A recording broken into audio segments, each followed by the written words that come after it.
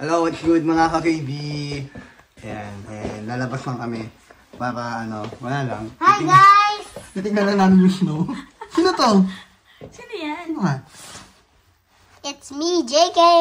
What are we going to do? Anong gagawin natin?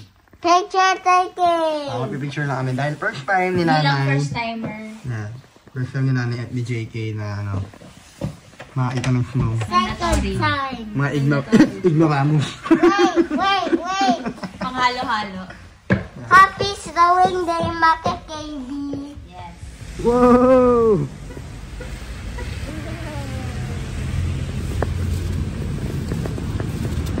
Time for snow fight!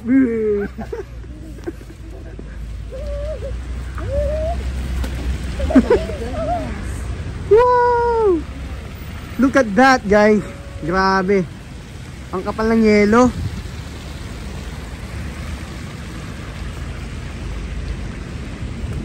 Ito medyo madalas to pag ganito.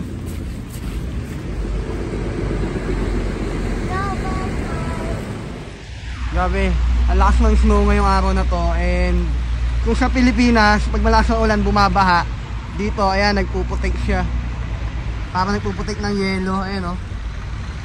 Alam mo mga ka-KB, naisip ko lang, no, na hindi talaga pwedeng mag-snow sa Pilipinas, eh.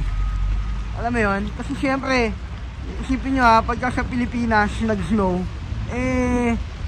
paano yung mga tambay doon, di ba? Syempre mga tambay, walang damit yun. E di hindi sila makakatambay pagka may snow. Di ba? O kaya, pag tumambay ka rito, tapos mga naka-jacket ka, hindi ka na mukhang tambay. Di ba? So, kaya mahirap talaga pag sa Pilipinas magka-snow. Tsaka sa Pilipinas, mahirap pag nag-snow. Kasi mahihirapan yung mga pulis na, matukoy kung sino yung mga masusamang loob. Kasi syempre, pagka sa Pilipinas, naka-snow, edi lahat ng tao, na ganito, yung parang naka-bonnet. Ganyan, no? O, di ba? Naka-bonnet ang ganyan. O, paano mo malalaman kung sino yung hold-upper tsaka yung matinong tao? O, ganito, makita mo ba, mukha ba hold-upper yan, no? Ang tino.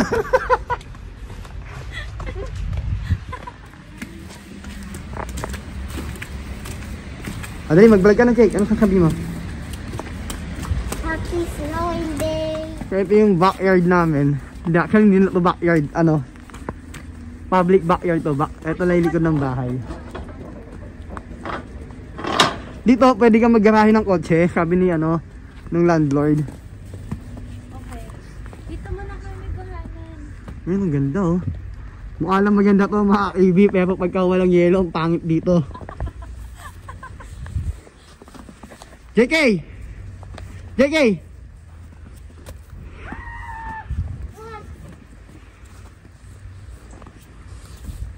May gumagawa yan. Tsaka mga ka-AB sa Pilipinas, mahirap mag-snow, snowball fight doon. Kasi, di ba sa Pilipinas, pagka, yung mga kalsada, maraming mga tae ng aso. Siyempre, pag kumuha ka ng, yelo, di ba lang, may tae ng aso yon.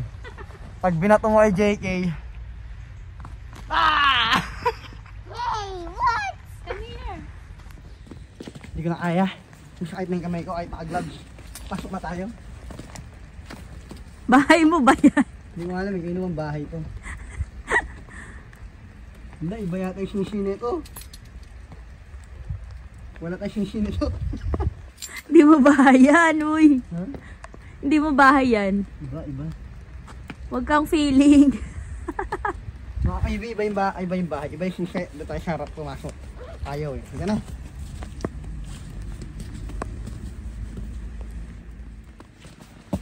Hey, what? Go! Lamig. Grabe yung yelo. Hi Jake. Kaya mga ka-KB dyan sa Pilipinas, wakala yung sarap kong snow.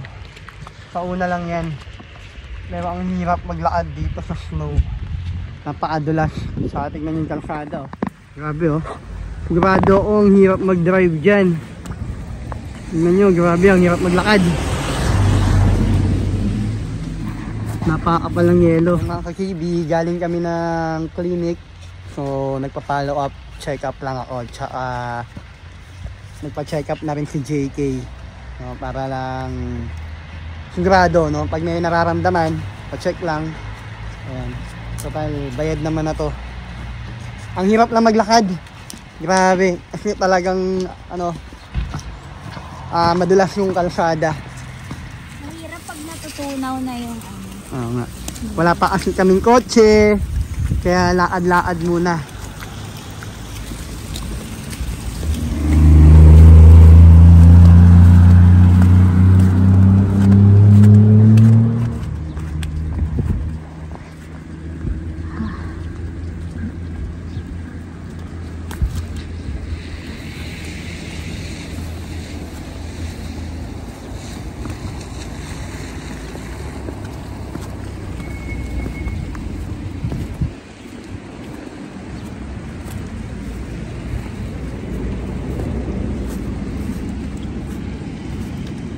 Patunaw na rin yung yellow. Kung kala nyo masarap ang snow, mukha lang. Sa una lang. Hirap pa buhay dito sa lugar na may snow.